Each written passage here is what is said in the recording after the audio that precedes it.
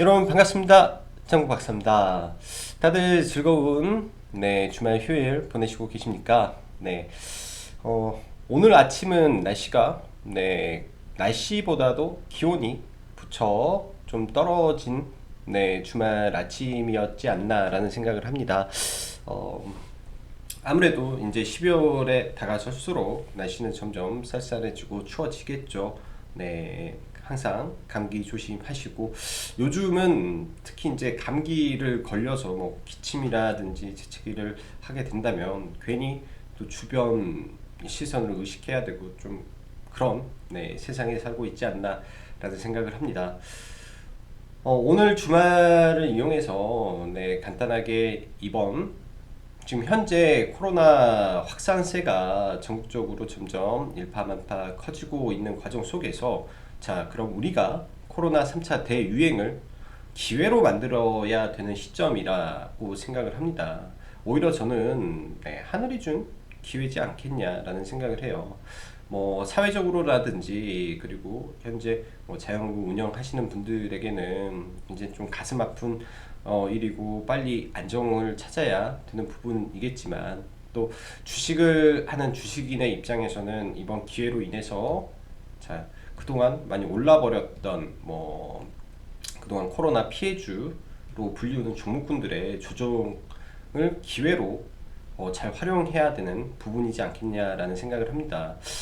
사실 이번 주도 뭐 일련의 종목군들이 떨어져 주기를 기다렸지만 사실 조정의 강도가 그렇게 크지 않았어요. 오히려 종가 기준으로는 다 상승을 하고 어떻게 보면은 종합주가 지수가 굉장히 좋았던 영향도 있지 않겠냐라는 생각을 합니다.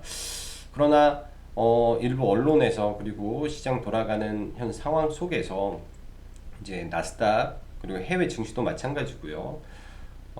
약간의 숨고르기를 하면 국내 증시 또한 일부 숨고르기 장세가 분명 중간중간 나올 수 있을 거라고 생각을 하는데요.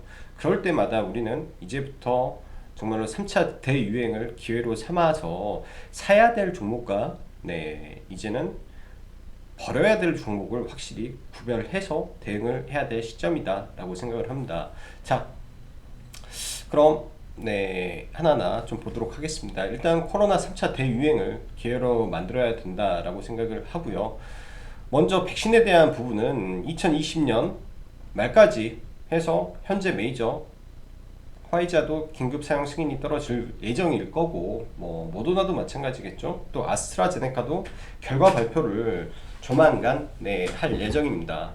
그 밖에 이제 존슨앤존스까지 하면은 뭐 4개의 글로벌 탑티어가 이제 발표를 하는 건데요. 그 외에도 아주 많은 회사들의 백신에 대한 이슈가 2020년, 21년 초반부터는 줄줄이 나올 겁니다. 시장이 어떠한 이유에서 하락을 한다면 이제 블랙스완 같은 이슈가 터져야 급락을 할 건데 현재 시장을 봤을 때 과연 블랙스완 같은 일이 터질 게 무엇이 있을까라는 좀 생각이 들어요. 트럼프와 바이든 이 선거 즉 미 대선에서 트럼프의 불복 이슈가 어떻게 보면은 블랙스완이 될 수도 있다라는 생각을 했었는데 그 부분에 대한 불확실성은 이미 가셔버렸습니다.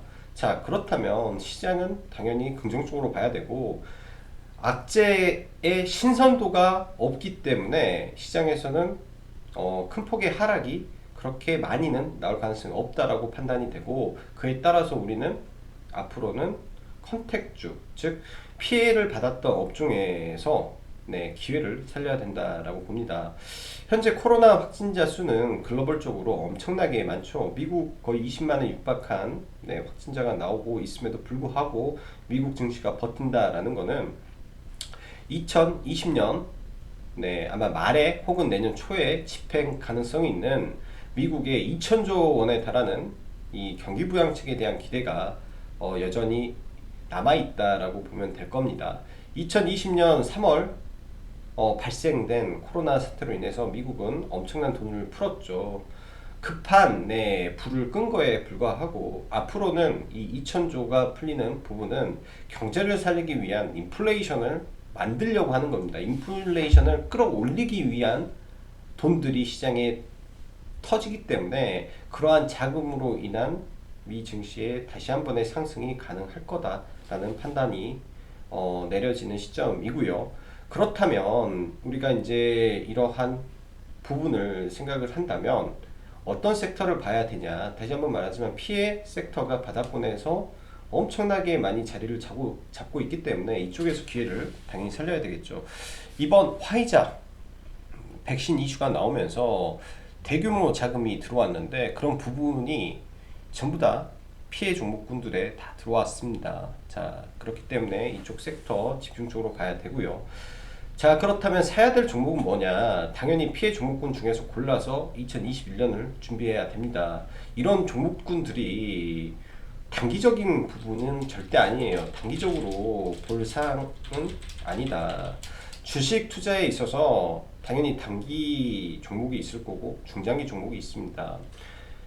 이게 뭘 의미하냐면 뭐 단기 종목은 당연히 손절도 짧고 익절도 짧을 수밖에 없습니다. 그러나 중장기라는 거는 뭐냐? 손절도 뭐 마이너스 30%, 네, 완전히 종목이 박살나지 않는 이상 나는 끌고 가겠다라는 마음으로 가는 거고, 익절도 뭐 100%, 최소 50% 이상은 수익을 내기 위해서 주식을 3개월이든 5개월이든 1년이든 끌고 가는 거기 때문에 절대 짧게 보고 중장기를 해서는 안 되는 부분이고요. 그래서 2021년을 준비하는 종목군들을 분할로 서서히 계속 지속적으로 사 모으시면 될 거라고 생각을 합니다. 환율 하락은 대한민국 대표 종목군들 자체를 끌어올리는 효과를 발휘할 거라고 보고 있고요. 현재 코로나 사태가 터졌을 때 1250원까지 올랐던 국내 환율은 지금 1115원에서 머물고 있습니다. 뭐 일각에서는 환율이 1100원대까지 내려갈 수도 있겠다라는 말을 하는데, 이런 부분은 이제 정부에서 아마 수출 기업의 이 문제가 좀 발생을 할 수 있기 때문에 일정 부분 방어가 들어오겠지만, 큰 틀에서 봤을 때 미국의 지속적인 돈 풀기에 의한 달러 가치 하락은 이머징 국가의 이 통화의 상승을 이루기 때문에 어쩔 수 없이 큰 대세의 흐름이라고 우리는 생각을 해야 되고요. 자, 그렇게 된다면 외국인의 돈은 당연히 이머징 마켓으로 흘러갈 수밖에 없습니다. 대표적인 이머징 마켓으로 본다면, 성장성과 안정성을 본다면 중국, 대만, 한국이 대표적일 건데, 중국 당연히 좋습니다. 그러나 정책적 그리고 정부적인 이 입김이 너무 강하기 때문에 이러한 부분에서 약간의 문제가 될 수가 있겠죠. 그러나 대만과 한국은 이 정부 차원에 대한 문제가 그렇게 크지 않기 때문에 외국인 자금이 들어오는 거에 대한 어려움이 적을 거라고 생각을 해요. 그래서 특히 이제 대만과 한국 시장이 지금 굉장히 가파르게 올라왔던 이유도 두 나라 자체가 반도체 강국이고 반도체 빅사이클을 준비하고 있기 때문에 반도체 장비 소재 종목군들이 2021년에 나쁠래야 나쁠 수가 없는 근거적 이유다라고 생각을 합니다. 자, 원화 강세. 아까 말씀드렸다시피 원화 강세는 이미 대추세의 시작이기 때문에 이런 부분은 앞으로도 지속적으로 갈 수밖에 없다라고 생각을 합니다. 현재 뭔가의 글로벌적으로 엄청난 위기가 혹은 전쟁이 발생을 해서 환율이 급등을 하는 모습을 보이면 또 상황이 달라지겠지만, 신선한 악재가 시장에 많이 없어요. 네, 신선한 악재가 없기 때문에 환율 하락은 지속적일 가능성이 높고, 그리고 환율 수의 종목도 우리는 관심을 가져봐야 됩니다. 최근에 있었던 일련의 이제 환율 하락 관련한 부분이 이제 철강도 일정 부분 있을 거고요. 수입을 해서 가공을 해서 국내에 푸는 내수업종도 마찬가지가 될 겁니다. 그리고 유통도 마찬가지죠. 그런 부분에 대해서 우리가 생각을 해봐야 되고,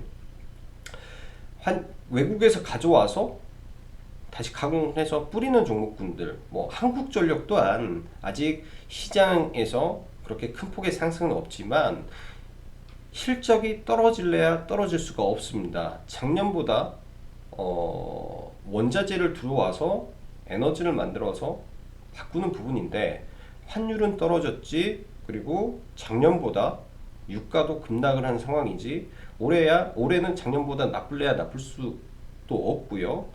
그리고 내년 또한 별반 다를 게 없을 거라고 생각을 합니다. 그래서 그런 부분에 대한 뭐 일련의 투자 아이디어를 가지고 우리는 시장을 봐야 되지 않나 라고 생각을 하고, 코로나 3차 유행 당연히 관련주들 오를 것입니다. 당연히 오를 거고요. 저희도 이번 주 내내 그러한 종목군 안에서 매매를 했기 때문에 이 종목군들 당연히 오르는 거는 뭐 당연한 일입니다. 그러나 오를 때마다 비중을 줄이고 순전하게 단기 매매 정도로만 대응을 하면서 시장에서 재미 좀 보는 정도지, 중장기로 봤을 때는 끝났다, 이젠 정말 아니다 라고 생각을 하는 게 오히려 편할 거라고 생각을 하고요. 대표적으로 봤을 때 이제 그러니까 큰 종목군에서 아래로 내려가는 게 좋겠다라고 보는데, 카카오 네이버가 그런 부분이지 않나 라고 생각을 해요. 카카오 연초에 20만원 아래에서 40만원대까지 올라오면서, 카카오 같은 경우는 목표 주가가 원래는 뭐 19만원, 20만원에서 뭐 30만원, 40만원 올라갔고, NC소프트도 마찬가지죠. 100만원까지 목표 주가를 찍고 99만 5천원까지 올라가는 등 네이버도 마찬가지입니다. 이런 종목군들 물론 성장성도 있어요. 그리고 돈도 잘 법니다. 그리고 앞으로도 이 시장을 장악하는 이 시장 지배력 또한 유지가 될 거고요. 몇 년 후에도 큰 변화는 없을 거라고 생각을 해요. 그렇지만 그러나 이미 이 시장에서는 이러한 몇 년치를 다 해먹었고, 이 해먹은 돈은 다시 싼 쪽으로, 더 싸고 더 가능성 있는 종목으로 옮겨갈 수밖에 없습니다. 이 과정 속에 뭐 네이버, 카카오가 수십조, 뭐 4, 50조 될 때 반대로 피해받은 종목들은 10조에서 뭐 2조가 된 종목도 있고요.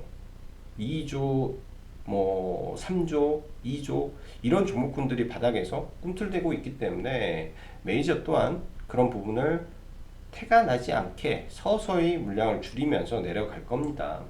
그래서 뭐 급격한 하락보다는 중장기적으로 횡보하면서 가격 조정 보이고 지속적으로 떨어지다가 또 어느 순간에 레벨업을 하는 단계가 올 건데, 대형주는 그 기간이 굉장히 길기 때문에 지금은 크게 재미 볼 가능성이 없다라고 보여지는 이유죠.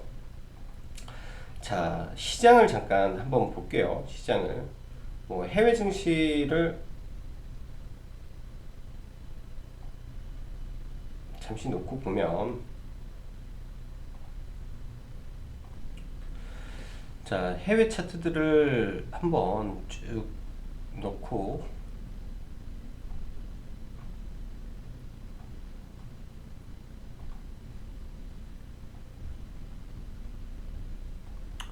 보도록 하죠. 일단 다우존스를 먼저 볼게요.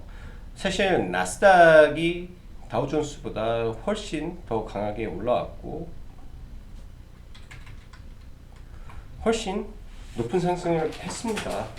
훨씬 높은 상승을 보였고, 고가를 이미 6월 달에 돌파를 하면서 주도주 성격으로 올라갔는데, 다우존스는 아직도 직전 고점을 이제서야 돌파하는 흐름입니다. 그 이유는 이 안에 많은 이 피해 종목군들이 존재를 하고 있기 때문에 그런 거고요. 일단은 다우 같은 경우는 이번에 의미 있는 거래량이 발생을 하고 굉장히 큰 거래량입니다. 최근에 고가를 만들었던 거래량만큼의 자금이 들어오면서 이 직전 고점을 돌파시켰다라는 건 의미가 있고요.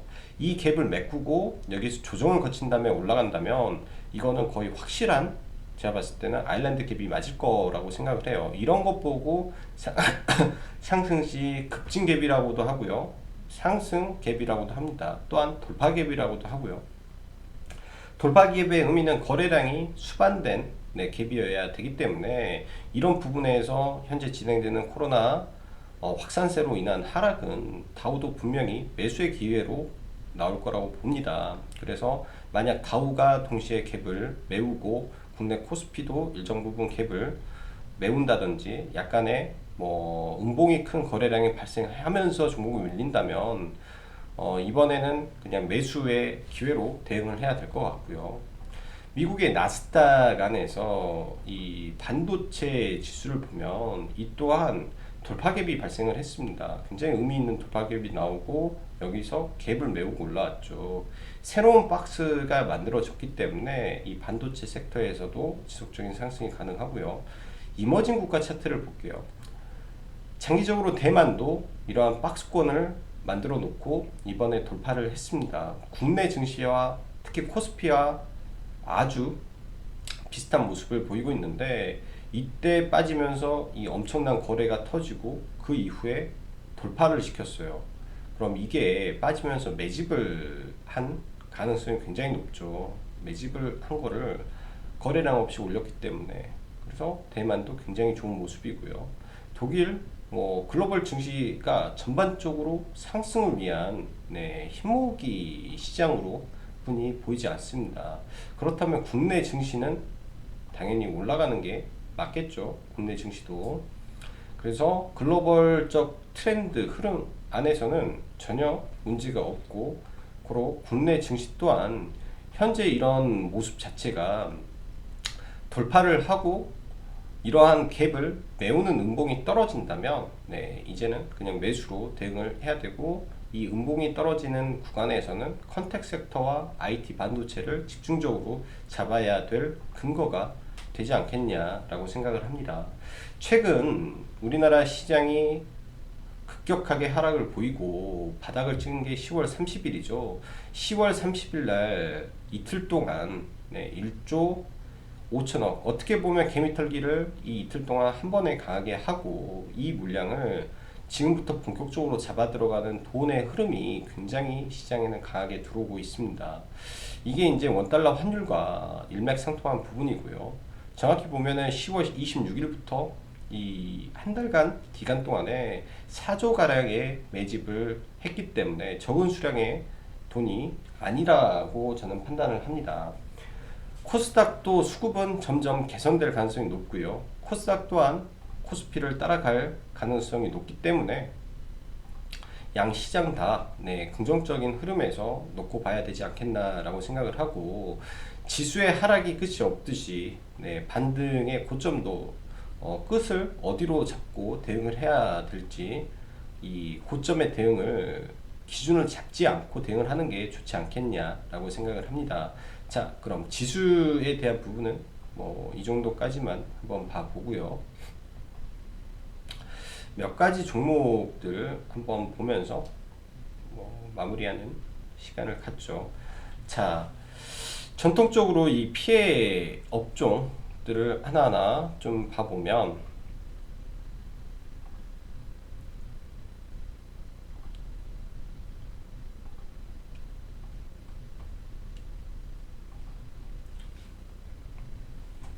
자, 종목들을 하나하나 봐보면 먼저 대한항공 상당히 추세를 잘 만들어 놓고 음봉 매집을 한 구간이죠. 뭐 지금 당장 뭐 대한항공을 잡아야 되겠다 뭐 그런 부분이 아니라 이쪽에서는 M&A라는 거대한 리스크가 아니 거대한 변동성 요인이 발생했기 때문에 이런 M&A 그 기타 변수도 많이 작용을 할 것 같습니다. 그렇지만 이제 아시아나 다음 달 25일 날 이제 결과가 나온다라고 하죠. 만약에 한진칼과 그러니까 한진칼의 요구대로 뭔가 제재가 걸리게 된다면 어차피 아시아나는 매각을 해야 되는 부분이기 때문에 이런 게 아래로 떨어지면 이제부터는 스윙으로 잡는 겁니다. 이 부분이 이제 25일 다음 달 5일이었던가 아무튼 기사를 찾아보면 나올 건데요. 만약 3자 연합에 의해서 제동이 걸린다면 저는 매수가 맞다라고 생각을 합니다. 이런 게 코로나 영향 혹은 시장의 어떠한 이 변수에 의해서 툭 떨어지게 된다면 굉장히 공격적으로 시장은 달라들 가능성이 높아요. 그래서 뭐 이 아래로 좀 떨어져 주면 사보는 게 좋다라고 생각을 하고, 자 그럼 당연히 금호산업도 마찬가지죠. 이 아래 떨어지면 네, 매수로 대응을 해야 됩니다. 이게 이제 어떻게 보면은 이 피해 업종에 가장 현재 변동성이 많은 종목 안에서 뭐 매매하는 거고요. 자, 여전히 저는 탑픽을 롯데 쇼핑으로 보고 있습니다. 여전히 롯데 쇼핑으로 보고 있고, 지금 좀 낮은 구간에서 사고 싶은데 조정을 쉽게 안 줘요. 그거는 뭐 저뿐만 아니라 많은 생각을 하고 있는 투자자들이 매수를 하려고 들어오고 있다라고 봐야 될 것 같고요. 일단은 이 갭 근처가 떨어지면 뭐 공격적으로 매수를 계속 해야 된다라고 봅니다. 아래로 떨어져도 하나의 블록으로 생각하고 그냥 계속 잡는 게 유리하다라고 생각을 하고요. 호텔 신라 또한 마찬가지죠. 호텔 신라 또한 내년을 준비하는 생각으로 매매가 들어가야 될 바닥주고, 현대백화점. 현대백화점은 혹시 여의도에 있는 이 양봉 빌딩을 아시나 모르겠네요. 양봉 빌딩에 이제 현대백화점이 입점이 되는데, 거기에 대한 기대감도 있는 종목입니다. 이 종목도 이 갭 하단 언저리가 떨어지면 현대백화점도 매수로 대응을 해야죠. 떨어지기를 기다려야 돼요. 자, 그 다음에 신세계도 바닥에서 빡빡 끼고 있죠. 주식을 길게 늘어놓고 보면 굉장히 바닥에 있는 종목입니다. 굉장히 바닥에 있는 종목이고, 현재 이제 막 돌파를 하는데, 지금의 이 돌파 갭을 만들어준 거래량들이 다 굉장히 커요. 네, 굉장히 많은 자금들이 들어와서 네, 시장에서 돌파를 만들어 줬기 때문에, 그리고 거래 대금 또한 굉장히 크게 터지면서 다 돌파가 나온 거기 때문에 아래서 봐야 되고요.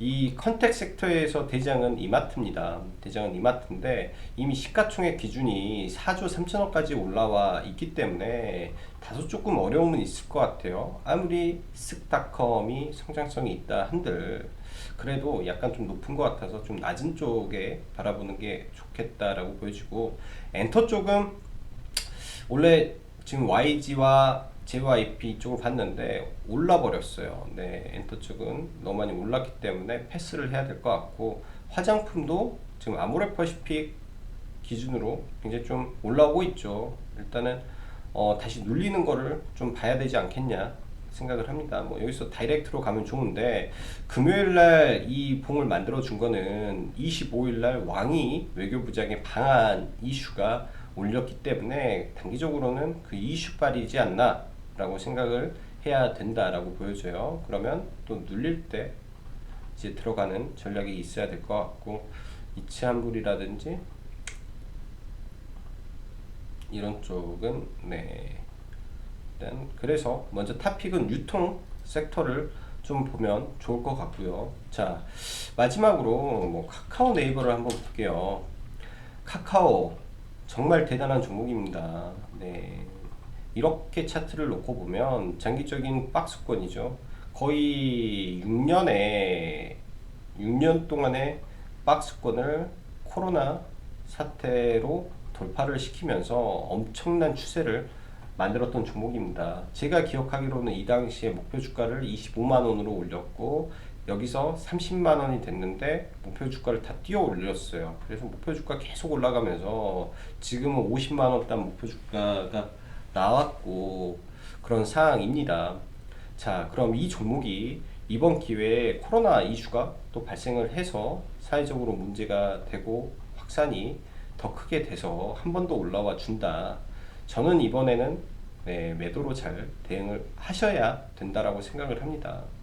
주가는 가장 좋은 모멘텀은 뭐냐? 싼 게 가장 좋아요. 주가의 가장 좋은 호재는 싸다라는 게 가장 좋은데, 지금은 뭐 종목이 비싸다라기보다도 해외의 아마존을 한번 보면 어떨까라는 생각을 합니다. 아마존닷컴을 보면 이미 고점을 뚫고 내려오고 있는 과정 속에서 이걸 신고가로 끌어올릴 부분이 얼마나 될까라는 생각을 해야 될 거고요. 반대로 보잉에 대한 주가를 보면 이번에 거대 자금들이 들어오면서 슬슬 끌어올리죠. 뭐 카니발, 뭐 이런 종목군들, 바닥에서 올라가는 종목군들, 그다음에 뭐 디즈니 한번 볼까요? 디즈니.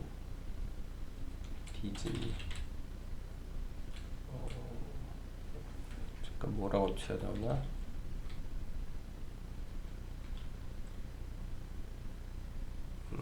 이건 모르겠다. 아무튼 네, 이런 종목군들의 흐름이 교차를 하고 있고, 해외에서도 이런 부분이 있기 때문에 카카오도 올라오면 비중을 줄이고, 네이버도 올라오면 네, 비중을 줄여서 대응을 해야 될 것 같고요. 시젠, 코스닥 영업이익 1위입니다. 영업이익 1위고, 그 다음에 코스닥 안에서 네, 이번에 거둬들인 순익 또한 거의 1위예요. 1위. 2천억을 만들어낸 거는 셀트리온 헬스케어보다도 훨씬 많죠. 셀트리온 헬스케어보다도 훨씬 많고 훨씬 좋으나, 시장에서는 이 종목에 대한 성장성을 이 이상 갈 수 있을까라는 생각을 합니다. 자, 시젠이라는 종목이 지금 시가총액이 5조 5천억인데요. 물론 이 5조 5천억에 비해서 네, 굉장히 또 영업이익이 잘 나오고 있다라는 거는 합리적일 수는 있는데, 이 상태에서 떨어질 수도 있다라고 생각을 합니다. 뭐 이런 박스권의 모습을 그리고 점진적인 하락이 나올 수 있기 때문에 네, 반등시마다 일때는 이런 종목은 네, 비중을 줄여야 되는 네, 국면이다 라고 생각을 합니다. 대세 하락의 기준이 맞기 때문에, 그러니까 이게 이제 뭐 완전히 떨어진다 할 수는 없어요. 왜냐, 실적이 증명을 해준 종목이기 때문에 실적적인 측면에서는 전혀 문제가 없으나, 시장 트렌드와 맞지 않기 때문에 그런 부분이지 않나라고 생각을 해요. 오늘은 여기까지 종목을 보고요. 사실 바닥권에 있는 종목군들이 너무 많습니다. 환율적인 부분에서 호재를 받는 종목군들, 이런 종목군도 마찬가지고요. 동국제강도 마찬가지죠. 바닥권에서 이미 거대 자금이 들어오고 올라가는데, 이게 이제 그냥 들어왔던 돈들이 결코 아니다라고 생각을 하는 거죠. 삼성중공업이라든지 바닥권에서 이미 시작이 된 종목군들이 상당히 시장에 많습니다. 그래서 천천히 보시고, 중장기적인 관점에서는 많이 올라가 있는 종목보다도 바닥권에서 빡빡 끼고 있는 종목군들을, 때가 거진 다 와 있는 종목군들을 보고 대응하시면 분명히 좋은 성과 있을 거라고 생각을 하네요. 자, 남은 주말 즐겁게 보내시고요. 네, 또 내일 월요일 전략 영상과 함께 찾아뵙도록 하겠습니다. 자, 그럼 여기까지 짱박사였습니다. 감사합니다.